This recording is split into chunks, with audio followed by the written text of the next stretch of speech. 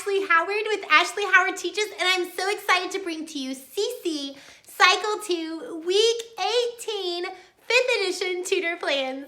All right, well, thank you for stopping by. If you haven't yet, would you hit that subscribe button? I love to hear from new homeschoolers and new CC tutors.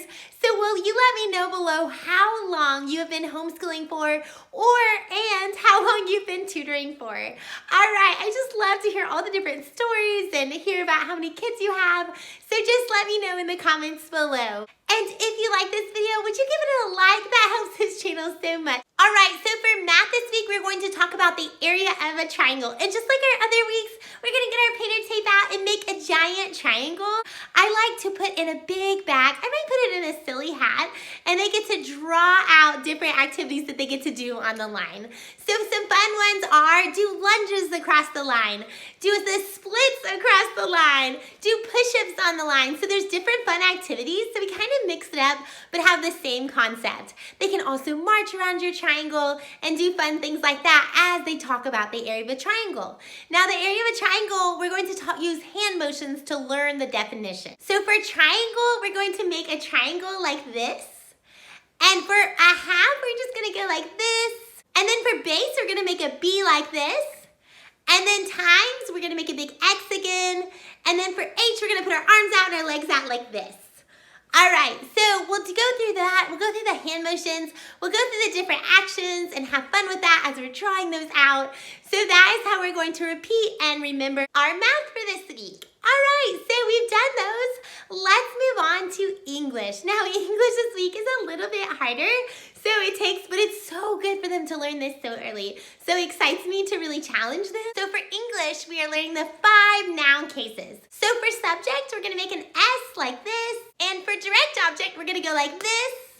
For indirect object, we're gonna put our finger in like this. And then for object of the preposition, we're gonna make an O like this and kind of go like this. And then for possessive, we're going to pretend like we're getting our favorite candy or our favorite blanket and we're grabbing it. So we're gonna go possessive like this. All right, so those are our hand motions for English. We'll go through those a few times and then we're going to sing it to a song to help them remember. So after we've learned our hand motions, and since this one is a little bit more difficult to say, I like to sit them in a circle and we're gonna pass around my Mr. Potato Head. Now, this one you can have with music too, and I will leave the link below. I took the music block out just for this one so that it wouldn't be distracting, but I will leave that below. It's really good for review games, so that's a fun one to have. All right, so they're gonna pass it around and each person gets to say one as they pass it around. And if they don't know it, all of their friends can help them say it. All right, and so then after we pass it around and we try to learn them so we can pass it around faster, then I'm gonna say, okay, potato popcorn time. And I'm gonna throw it in the air to one student and they're gonna catch it and they're gonna say the first one and they're gonna go through. So I just like to liven it up a little bit because as their little minds are working hard, they need a little bit of break and have fun as well. So that's what we will do for English this week. And don't forget to check out those links below because everything will be there. So we've gone through so much so far. Let's move on to science. So we are continuing with our Newton's laws of motion. And this week we'll be covering the 3rd law of motion. All right, so for 3, we're going to make a big 3 like this. And then for every, we're gonna go like this. And then for action, we're gonna go like this. And then for opposite, we're gonna go like this. And then for equal, we're gonna go like this. And then for reaction, we're going to go like this. All right, so that's a fun one. I also like to kind of show them what's going on with this. So I like to have a little example set up so they can have fun and we say it as this example is going through. All right, so for our real life example of Newton's law, I'd like to show them this balloon. And I give them each a balloon and kind of make a little time for this because it's so fun to teach them like this. All right, so as we let our balloon go, there's going to be an action. As the air goes out, the balloon goes up. It's going to be an opposite and equal reaction. So as we let it out, the balloon goes up, and we see Newton's law of motion in action. How fun is that? All right, so that is our science. Don't forget to bring your balloons because they love to see that. And I let them try it once or twice and have fun with that. All right, so let's move on to geography. All right, so for geography, since we are nearing Valentine's Day, I like to get those little heart candies. Now, if you have kids with allergies or you just know your class is not really into candy, those little heart stickers will work too, as long as you don't peel the back off and they get stuck on their map. That is no good. You can also have them draw hearts on each place on their map. So they move those around, they move the hearts around. I always like to give them a couple so they can put them on each one. And I like to do it at the very end because once I pull a manipulative out, sometimes it can be distracting, sometimes it's not, just depending on the class. So I always like to start with pointing on my map up here and have them repeat them with me and point to them on their map. Wait for them to get there, wait for them to point to it, and then start going through. And then at the very end, for fun, I'll hand out the candy or the manipulative, and then we'll put it on there. I've learned that that is an easier way to go so we're not so distracted. And they end with a fun time for geography. All right, so that is our geography for this week. All right, so let's move on to history. So this week we're talking about the League of Nations. And so we're gonna start with in, so we're gonna go in. And then for 45, we're gonna make our 4 and our 5 like this. And then for after, we're gonna jump back like this. And then for League of Nations, we're gonna go like this. And then prevent, fail to prevent, we're gonna go like this.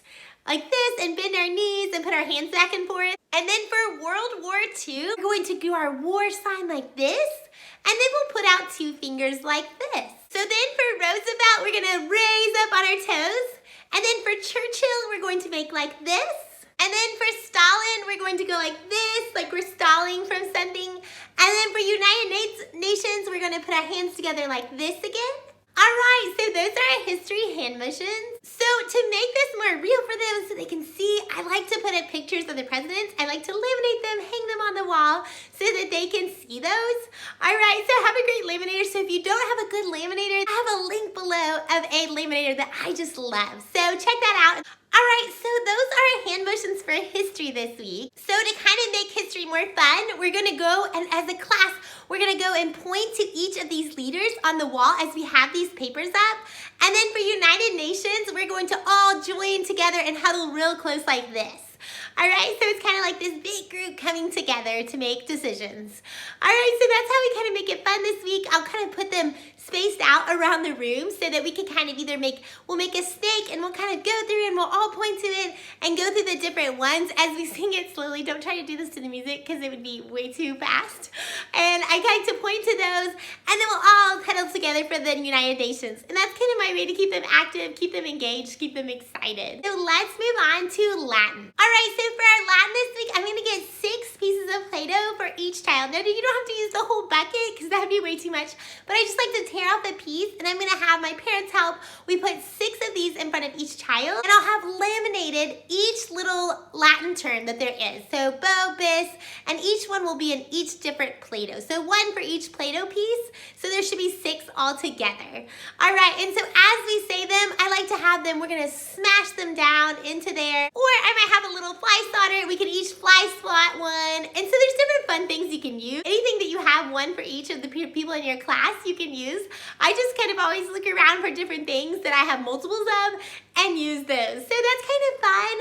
And then they just pull it back out and they make a ball and roll it up and then they squish it back in again. And they don't even have to use the fly swatter. That's just kind of fun if you happen to have some extra ones hanging around from different games. All right, so that is the end of all of our new grammar. Let's move on to review. All right, so you may notice my little friend here. Okay, so this is our bearded dragon. Isn't he cute? All right, just had to add him in. He's just fun. Does anybody else have a lizard? Let me know in the comments below. I know it's kind of funny. But anyway, so for review, I like to give out snowballs. I have a ton of these. I don't know about you. And let me tell you, they're wonderful because they're just fun. So each time they answer a review question, they earn a snowball. Now I have them earn up to 2 or 3 depending on how many snowballs I have available. You can also ask their other parents, do you have some? You can order them on Amazon. I'll leave the link below. They're super great if your kids play baseball and hit the ball too hard in the house. It's fun for them to practice with these snowballs. That's what I've used with my boys. Just a little tip there. That's nowhere near anything about CC, but just had to say that out there. All right, so they earn 2 to 3 snowballs and then they get to have a snowball fight. And I usually make it last about a minute and a half. or maybe a minute. It just kind of depends on how it's going and if people are having fun, they're excited. And then I give him about a 10-second warning. And then okay, everybody get him in the bag, get him in the bag. And so I bring him and they put him in the bag and then we start all over again. And they have always loved this game. I can't believe I haven't talked about this one before because this is one of my absolute favorites. It's so easy and it's so sweet and it's so fun. All right, so thank you so much for stopping by. I hope you will hit that subscribe button and that like button. I'm so glad you were here. I can't wait to tell you more about homeschooling next week. Let me know in the comments below if there is something you would love to hear about and have a review for curriculum. All right, we will talk to you next time. Goodbye.